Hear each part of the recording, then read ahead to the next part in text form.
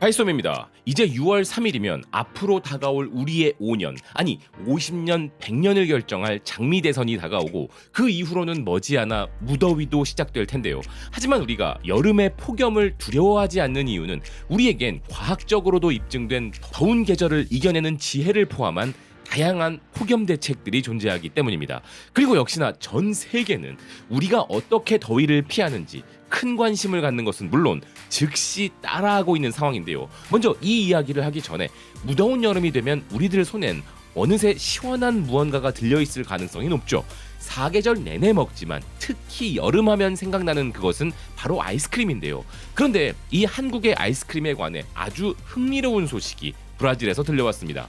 브라질 유력 주간지 베자 상파울루는 브라질 속의 일본으로 불릴 만큼 아시아 문화가 가득한 곳인 브라질 상파울루의 리베르다지 거리엔 최근 사람들의 이목을 끌고 있는 것이 있는데 그것은 바로 한국의 아이스크림 메로나라는 것이었는데요. 메로나는 이미 전 세계적인 인기를 가진 한국이 낳은 최고의 아이스크림이죠. 기사는 그런 메로나에 대해 이렇게 소개하고 있었습니다.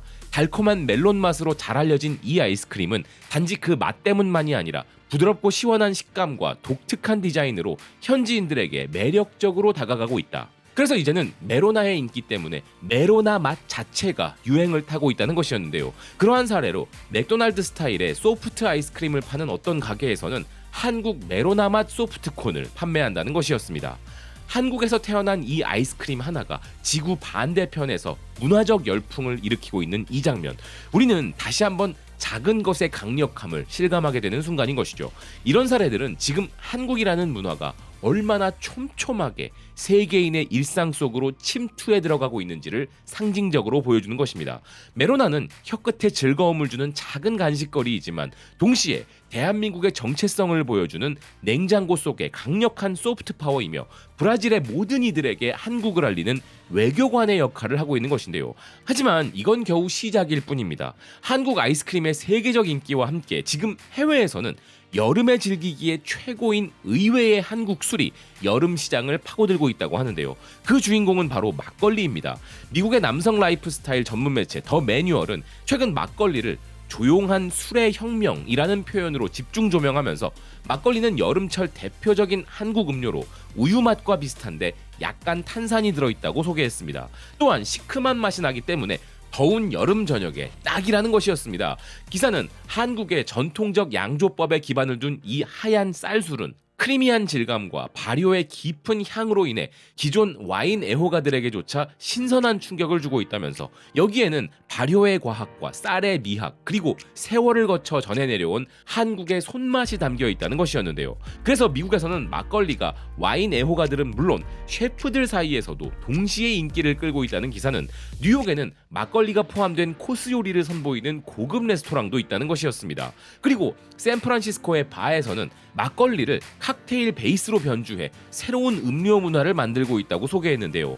건강한 술, 느린 발효, 그리고 세련된 감각까지 막걸리는 더 이상 과거가 아닌 미래라는 기사는 더운 여름철 미리 냉장고에 막걸리를 넣어두었다가 시원하게 즐기기를 추천한다는 것이었습니다.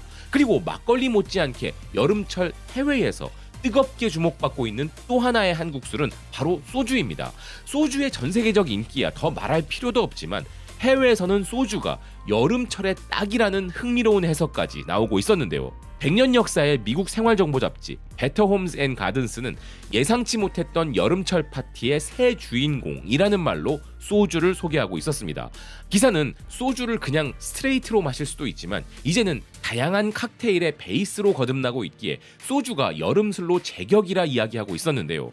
칵테일에 일반적으로 들어가는 보드카와 기타 주류들을 넘어 소주가 차세대 칵테일용 주류로 거듭나고 있다는 이 기사는 마티니와 같은 전통적 칵테일에도 이제 소주가 들어가는 것은 물론 복숭아 소주에 라임 혹은 자몽 소주에 민트를 섞은 칵테일도 인기가 많다면서 소주를 활용하면 시원한 풍미와 섬세한 맛이 일품인 현대적 칵테일이 된다는 것이었습니다. 그리고 한국 사람들은 맥주와 소주를 섞어 소맥을 만들어 먹는 걸 좋아하지만 소맥을 응용하여 다양한 맛의 탄산음료로 칵테일을 만들면 그것도 일품이라는 기사였는데요. 그래서 기사는 이제 소주는 더 이상 한식과 곁들여 마시는 술이 아니라 뉴욕의 루프탑 바와 LA의 고급 레스토랑에서도 자연스럽게 마주치는 술이란 것이었습니다. 아울러 소주가 가진 낮은 도수, 다양한 맛, 그리고 부드러운 질감은 글로벌 MZ세대가 추구하는 가볍고 감각적인 음주와 절묘하게 맞닿아 있다고 기사는 이야기했는데요. 그리고 그런 흐름의 중심에는 K-드라마와 K-팝이 있는데 화면 속 배우들이 들고 있던 초록색 병이 먼저 그들의 마음을 움직였고 그 다음은 그들의 혀가 따라가고 있다는 것이었습니다. 영국을 기반으로 하는 세계적인 경제 매체 파이낸셜 타임스 역시도 소주의 성장 가능성에 대해 보도하면서 보드카의 대항마라고 표현할 정도로 지금 전 세계적으로 일어나고 있는 소주 돌풍에 주목하고 있었는데요. 기사는 소주가 지금 단순히 인기만 있는 게 아니라 글로벌 유통망을 중심으로 주류 시장을 잠식하고 있다면서 이젠 글로벌 주류 대기업들도 한국 소주 브랜드에 대한 투자와 파트너십을 더욱 확대하고 있다 이야기했습니다.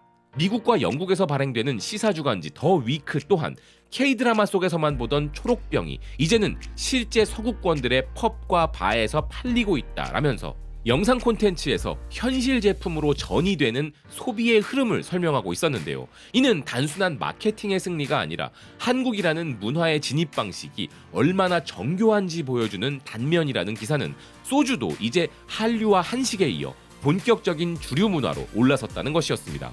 그런데 외국에서 한국 술을 많이 마시는 것은 좋지만 그래도 다들 좀 적당히 마셔야 하는데 마시다 보면 결국 다음날 숙취가 생길 정도로 많이 마시는 경우도 발생하는데요.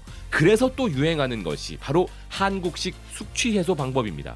영국의 라이프스타일 전문지이자 웰빙과 식음료 트렌드에 민감한 독자층을 보유한 컨트리 앤 타운하우스라는 매체는 한국의 배주스를 소개하며 이렇게 이야기했는데요. 한국의 배주스는 단순한 갈증 해소용 음료가 아니라 숙취 해소 기능까지 겸비한 기능성 음료로 각광받고 있다. 기사는 배에 함유된 효소 성분이 알코올 분해를 촉진한다는 과학적 연구 결과도 인용하면서 한국식 해장 문화가 전 세계로 확장되는 흐름이라고 설명했습니다. 한편 포브스는 이와 관련한 놀라운 이야기를 전하고 있었는데요. 한국인도 아닌 호주 출신의 젊은 창업자들이 한국 배의 숙취 해소 효과에 감명받아 미국 시장에 배주스라는 브랜드를 런칭했다는 것입니다. 한국의 배음료를 마셔보고 감탄한 인플루언서 3명이 모여 한글로 배주스라고 적힌 제품을 생산하여 미국에서 홍보를 하고 있다는 것인데요. 진짜 이건 웃음밖에 안 나오는 기가 막힌 일이죠.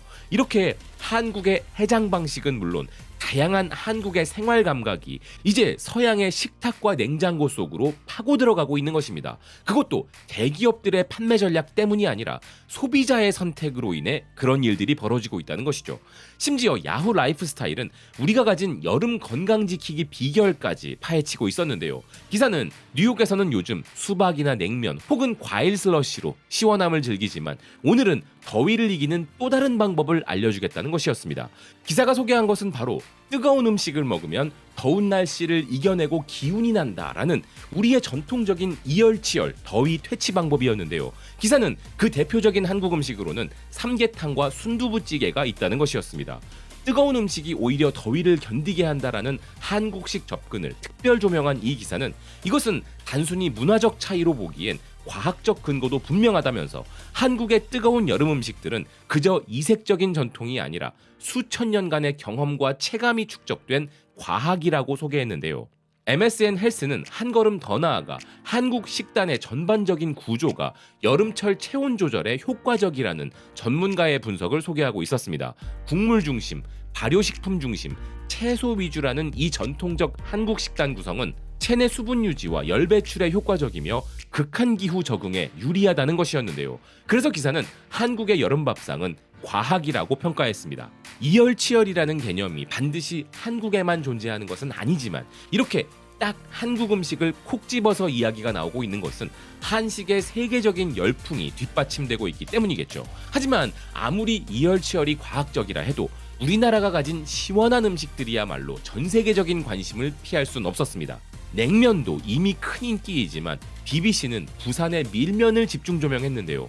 기사는 전쟁의 상처 속에서 태어난 음식이 지금은 여름을 대표하는 지역 명물이 되었다라면서 밀가루 면발의 시원한 육수 그리고 고명과 양념이 어우러진 부산 밀면은 뜨거운 날씨에도 미각을 깨우고 몸속 열을 가라앉히는 현명한 방식이며 비록 찬 음식이지만 그 속엔 뜨거운 이야기와 생존의 기억이 담겨 있다고 소개했습니다.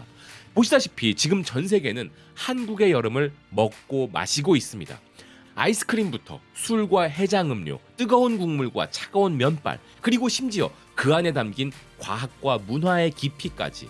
이제 우리가 여름을 보내는 방법은 전 세계에 전파되고 있다는 생각입니다. 시청해주셔서 고맙습니다. 또 뵙겠습니다.